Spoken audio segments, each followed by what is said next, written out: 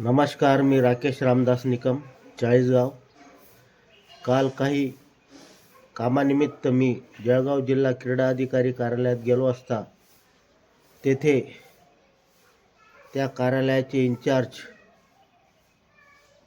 रवींद्र नाईक सरांशी प्रत्यक्ष भेट व चर्चा झाली.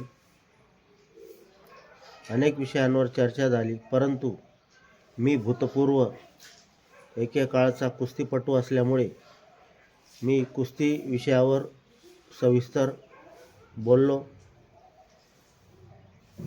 त्यांना चाळीसगाव तालुक्याची, शहराची सह तालुक्याची कुस्तीविषयीची आजची स्थिती सांगितली.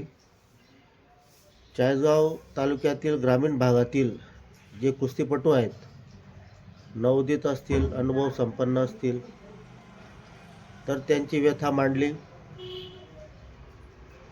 सर, आपण एक रोटेशन पद्धतीने अथवा फिरती अशी मॅट जर चाळीसगाव तालुक्याला दिली तर येथील जे कुस्तीपटू आहेत त्यांना मॅटवरील कुस्तीचा अधिक सराव होईल व त्यात ते अधिक प्रावीण्य मिळवतील, त्याचे बारकावे शिकतील आणि त्याचा अनुभव आणि त्याचं फलित भविष्यात आपल्याला दिसणार.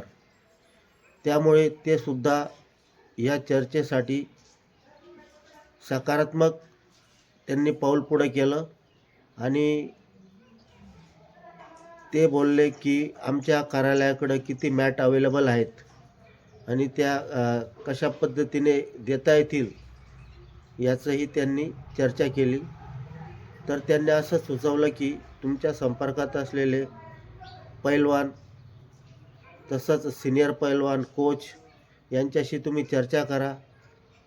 तर ग्रामीण भागात जेथे प्रामुख्याने कुस्ती खेळली जाते, जोपासली जाते, असे कुस्तीपटू कुठं आहेत, जसे की खेडी खेडगाव, पिलकोड सायगाव, गणेशपूर शिंदी, पिंपरखेड, असा जो तालुक्यात जेथे प्रामुख्याने कुस्ती जोपासली जाते आणि आज रोजी पैलवान सराव करत आहेत, अशा ठिकाणी रोटेशन पद्धतीने मॅट कशी दिली जाईल यासाठी ते सकारात्मक आहेत आणि मी त्यांना भविष्यात आमंत्रित करून आपण त्यावर एक मीटिंग घेऊन त्यावर चर्चा करू आणि चर्चेअंती ते आज रोजी प्राथमिक स्वरूपात सराव करण्यासाठी मॅट उपलब्ध करून देणार आहेत.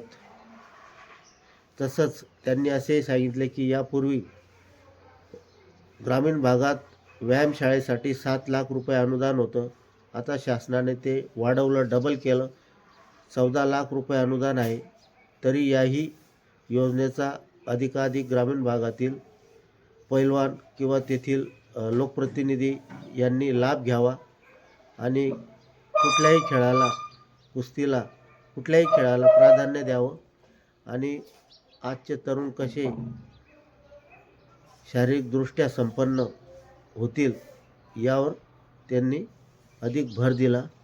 तर आपले जे जिल्हा क्रीडा हरवणारी, उत्साही आणि कुठल्याही खेळाला प्राधान्य देणारे असल्यामुळे त्यांना भेटून फार आनंद वाटला आणि ते भविष्यात चाळीसगावसाठी मॅट उपलब्ध करून देणार आहेत. आणि आपले जे खेळाडू आहेत, विशेष आणि उल्लेखनीय म्हणजे कुस्तीचे, त्यांना मॅटचा सराव करण्यासाठी मॅट उपलब्ध होणार आहे.